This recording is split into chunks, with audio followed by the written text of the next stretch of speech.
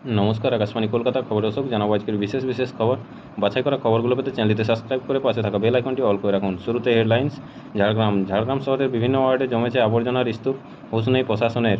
প্রতিক্রিয়া 18 নম্বর ওয়ার্ডের councillor. West Bengal weather update today. অনুকূল পরিস্থিতি, বর্ষা আসছে অবশেষে, বৃষ্টি চলবে 50 কিমিতে, ঝড়, গরম কমবে। বিনপুর 1 নম্বর। সুব্রত কাপ ফুটবল টুর্নামেন্টের সুযোগ পেল গোহমিডাঙ্গা হাই স্কুল ফুটবল দল। ওয়েস্ট বেঙ্গল ইন্ডিয়া রেলওয়ের ফের রেলের নিরাপত্তার গাফিলতি, এসি কামরা থেকে চুরি গেল সঙ্গীত শিল্পীর দামি সামগ্রী।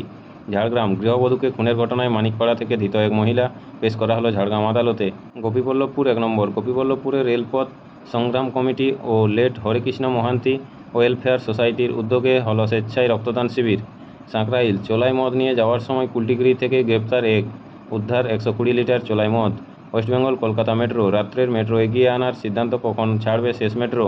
ঝাড়গ্রাম গ্রীষ্মকালীন রক্তের সংকট দূরীকরণ, ঝাড়গ্রাম শহরের আয়োজিত রক্তদান শিবির, রক্ত দিলেন ডিএসপি। নওদায় নেশাগ্রস্ত করে স্ত্রীকে খুন করার অভিযোগ উঠল স্বামীর বিরুদ্ধে, অভিযোগ করে মৃতের আত্মীয়। সন্দেশখালী 1 নম্বর। রোহিঙ্গাদের বসবাস করার পরিকল্পনা করেছে মুখ্যমন্ত্রী, আজগড়ায় এসে মন্তব্য করলেন রেখা পাত্র। ঝাড়গ্রাম টিয়াকাটি এলাকায় বাইক দুর্ঘটনায় গুরুতর আহত এক বাইক আরোহী, চিকিৎসার জন্য আনা হলো ঝাড়গ্রাম সুপার স্পেশালিটি হাসপাতালে। ঝাড়গ্রাম কুচিগ্রামে জঙ্গলের মধ্যে ঝুলন্ত অবস্থায় উদ্ধার হলো এক ব্যক্তির দেহ। তিস্তা রিভার, তিস্তার জলে হাবুডুবু খেল হাতি, লক গেট বন্ধ করে চলে উদ্ধার কাজ। নালন্দা বিশ্ববিদ্যালয়ে নতুন ক্যাম্পাসের উদ্বোধন করলেন প্রধানমন্ত্রী নরেন্দ্র মোদী। কন্যাশ্রুতির সঙ্গে বিজেপিতে যোগ দিলেন হরিয়ানার প্রাক্তন কংগ্রেস নেত্রী কিরণ চৌধুরী। তৃণমূল ছেড়ে কংগ্রেসে ফেরার ইচ্ছা প্রকাশ করলেন প্রণবপুত্র অভিজিৎ মুখোপাধ্যায়। মনোনয়নপত্র দাখিল করলেন রায়গঞ্জ বিধানসভা উপনির্বাচনের তৃণমূল প্রার্থী কৃষ্ণ কল্যাণী। অনলাইনে আসা প্রোডাক্টের প্যাকেটে জড়িয়ে রয়েছে বিষধর সাপ। খলিস্তানি জঙ্গি হরদীপ সিং নিজরের মৃত্যুবার্ষিকীতে কানাডার সংসদে নীরবতা পালন বিতর্ক। দিল্লিতে জল সংকট, সাহায্য চেয়ে প্রধানমন্ত্রী নরেন্দ্র মোদীকে চিঠি লিখলেন মন্ত্রী আতিশি। রূপো পাচার চক্রের এক দুষ্কৃতী গ্রেপ্তার। রাম মন্দিরে চলল গুলি, মৃত জওয়ান। দিল্লিতে দলীয় কার্যালয়ে জন্মদিন পালন করলেন কংগ্রেস সাংসদ রাহুল গান্ধী। ধনীতম অভিনেতা শাহরুখ খান। পার্ক স্ট্রিটে গুলিকাণ্ডে গ্রেপ্তার সোনা, কোটি টাকার শেয়ার কেলেঙ্কারি, নিউ মার্কেট থেকে মুম্বাই পুলিশের হাতে গ্রেপ্তার একজন। মনোনয়নপত্র জমা দিলেন বাগদার তৃণমূল প্রার্থী মধুপর্ণা ঠাকুর। স্নাতক স্তরে ভর্তির অভিন্ন পোর্টাল চালু। আবগারি দুর্নীতি মামলায় 3রা জুলাই পর্যন্ত বিচার বিভাগীয় হেফাজতে দিল্লির মুখ্যমন্ত্রী অরবিন্দ কেজরিওয়াল। জম্মু ও কাশ্মীরের হাদিপুরাতে জঙ্গিদের সঙ্গে গুলির লড়াই যৌথ বাহিনীর। প্রেমের টানে ব্রাজিল থেকে নবদ্বীপের তরুণী। হলং বনবাংলোতে অগ্নিকাণ্ড, পর্যবেক্ষণে যাচ্ছে বন দপ্তরের 4 সদস্যের টিম। 30শে জুন ফের শুরু মোদির মন কি বাত। রাত্রিকালীন বিশেষ মেট্রোর সময় পরিবর্তন। কুপওয়াড়ার জেলে ভয়াবহ সিলিন্ডার বিস্ফোরণ। টি20 বিশ্বকাপ, দক্ষিণ আফ্রিকার বিরুদ্ধে টসে জিতে প্রথমে ফিল্ডিংয়ের সিদ্ধান্ত আমেরিকার।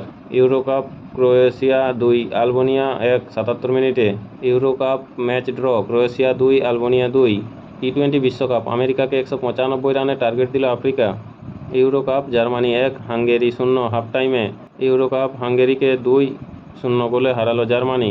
টি20 বিশ্বকাপ, আমেরিকাকে 18 রানে হারালো দক্ষিণ আফ্রিকা। চলে যাব বিস্তারিত খবরে।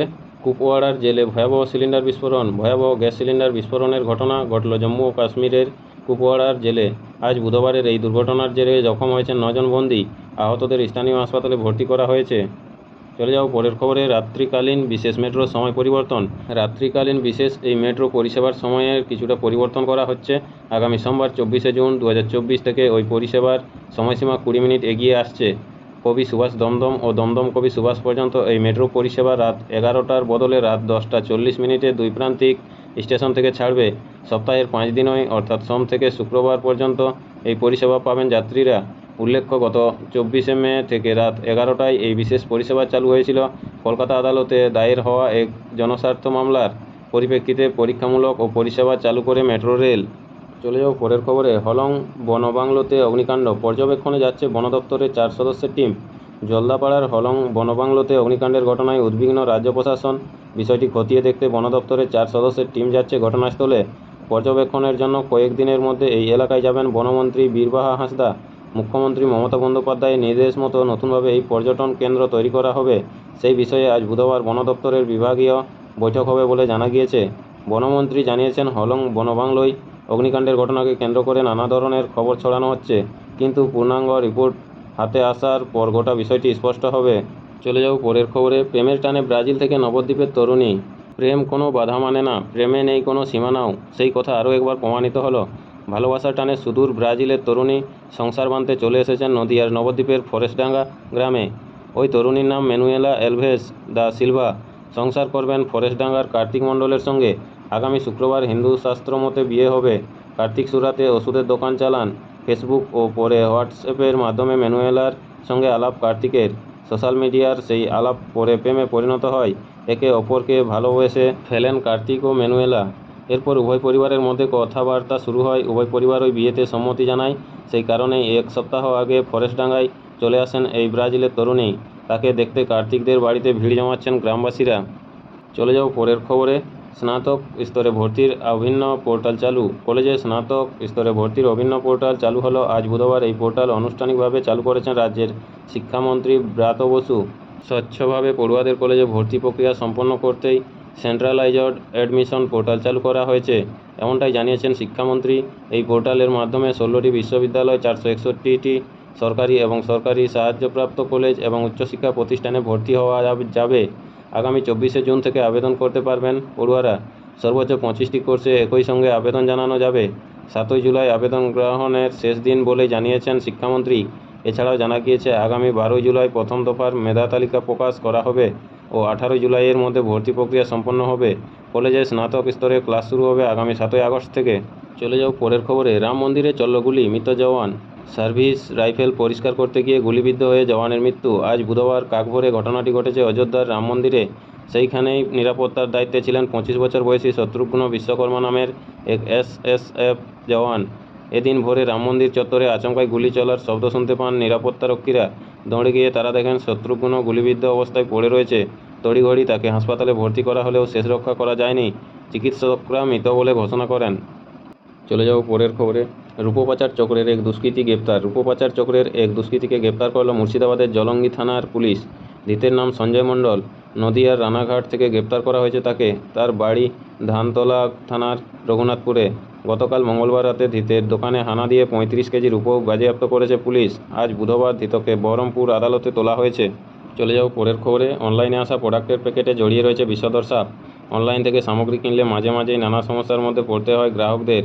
কখনো ভুল সামগ্রী চলে আসে, আবার কখনো মেয়াদ উত্তীর্ণ প্রোডাক্ট হাতে পান গ্রাহকরা। কিন্তু বেঙ্গালুরুর এক মহিলার সঙ্গে যে ঘটনা ঘটেছে তা চাঞ্চল্যকর। অনলাইনে এক জনপ্রিয় ই-কমার্স সাইট থেকে এক্সবক্স কন্ট্রোলার অর্ডার করেছিলেন ওই মহিলা।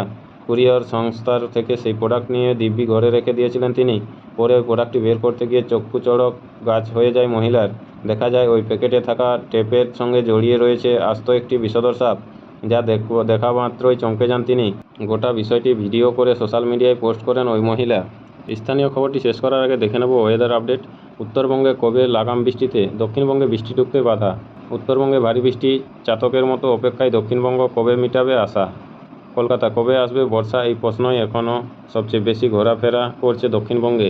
বাসিন্দাদের মধ্যে উল্টো দিকে উত্তরবঙ্গে বাসিন্দাদের মনে প্রশ্ন, কবে বন্ধ হবে বৃষ্টি। আপডেটটি জানতে ভিডিওটি শেষ পর্যন্ত দেখুন। এই আবহাওয়ায় কী জানাচ্ছে আবহাওয়া দপ্তর। এক্স হ্যান্ডেলে যে বিজ্ঞপ্তি পোস্ট করা হয়েছে তাতে জানানো হয়েছে এখন দক্ষিণবঙ্গের কিছু এলাকায় দক্ষিণ পূর্ব মৌসুমি বায়ু ঢোকার পরিস্থিতি তৈরি হয়েছে। আর অন্যদিকে উত্তরবঙ্গে আরও 2 থেকে 3 দিন থাকবে এই দাপট। উত্তর পূর্ব বাংলাদেশ এবং লাগোয়া এলাকায় গড় সমুদ্রপৃষ্ঠ থেকে 0.9 কিলোমিটার উপরে একটি ঘূর্ণাবর্ত রয়েছে। একসঙ্গে আর যা আবহাওয়া পরিস্থিতি রয়েছে এবং বঙ্গোপসাগর থেকে আর্দ্রতা ঢুকছে, সব মিলিয়ে উত্তরবঙ্গের জেলাগুলির কিছু এলাকায় ভারী থেকে অতি ভারী বৃষ্টি এবং কিছু কিছু এলাকায় অতিরিক্ত ভারী বৃষ্টিপাতের পূর্বাভাস রয়েছে। আবহাওয়ার খুঁটিনাটি। উত্তরবঙ্গের অধিকাংশ এলাকায় বৃষ্টিপাত হবে ভারী থেকে অতি ভারী বৃষ্টিপাত, কিছু এলাকায় অতিরিক্ত ভারী বৃষ্টিপাতও দেখা যাবে সামান্য কিছু এলাকায়। জলপাইগুড়ি জেলায়, আলিপুরদুয়ার জেলায় অধিকাংশ এলাকায়, কোচবিহারের কিছু এলাকায়, কলিম্পংয়ের 1-2 এলাকায় ভারী থেকে অতি ভারী বৃষ্টি হবে। উত্তর দিনাজপুরের 1-2 জায়গায় ভারী বৃষ্টিপাত হবে। উত্তরবঙ্গের আবহাওয়ার পূর্বাভাস। 19 জুন থেকে 23 জুন পর্যন্ত দার্জিলিং, কলিম্পং, জলপাইগুড়ি, আলিপুরদুয়ার এবং কোচবিহারে হালকা থেকে মাঝারি বৃষ্টিপাত হবে। 19 জুন উত্তরবঙ্গে একাধিক জেলায় লাল সতর্কতা, দার্জিলিং, কলিম্পংয়ে কমলা সতর্কতা। 20 ও 21 জুন আলিপুরদুয়ার, দার্জিলিং, কলিম্পং, জলপাইগুড়ি, কোচবিহার কমলা সতর্কতা। কী হতে পারে? পাহাড়ি এলাকায় ধস নামতে পারে, তিস্তা জলঢাকা সংকোচ, তোর সাথে জলস্তর বাড়তে পারে। শস্য ক্ষতির আশঙ্কা রয়েছে, নিচু এলাকায় জল জমতে পারে। দক্ষিণবঙ্গে কবে থেকে ভরপুর বর্ষা শুরু হবে তা এখনও স্পষ্ট করে বলা হয়নি আবহাওয়া দপ্তরের তরফে। যদিও আপাতত সূর্যের তাপ কমেছে, এখন দক্ষিণবঙ্গে কোথাও তাপপ্রবাহের সতর্কবার্তা নেই। 23শে জুন থেকে দক্ষিণে সার্বিকভাবে বৃষ্টির পরিমাণ বাড়তে পারে। আবহাওয়ার খবরটি এখানেই শেষ হলো। এর পরের খবরটি পেতে চ্যানেলটি সাবস্ক্রাইব করে পাশে থাকা বেল আইকনটি অল করে রাখুন। সবাই ভালো থাকুন, সুস্থ থাকুন। দেখা হচ্ছে পরের আপডেট খবরে। নমস্কার।